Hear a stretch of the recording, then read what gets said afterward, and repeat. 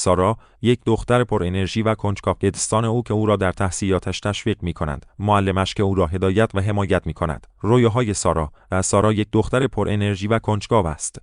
او رویای معلم شدن و کمک به دیگران برای یادگیری را دارد. به دوستان او را در آرزوهایش حمایت می‌کنند و او را تشویق می‌کنند که برای رسیدن به اهدافش سخت تلاش کند. چالش تحصیلات. سارا با عزم راسخ در تحصیلاتش مشغول می‌شود. او با چالش‌ها و لحظات شک و تردید مواجه می‌شود، اما ناامید نمی‌شود.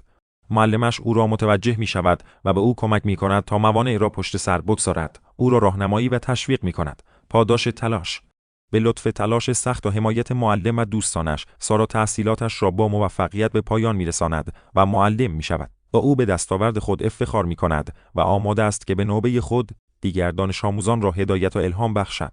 پایان نامه. و سارا که اکنون معلم شده است، در نقش خود شکوفا است. او شور و اشتیاق یادگیری را به دانش آموزانش منتقل می کند و به آنها کمک می کند تا رویاهای خود را محقق کنند. سان و معلم سابقش از مسیر او افتخار می کنند و او را به موفقیتش تبریک می گویند.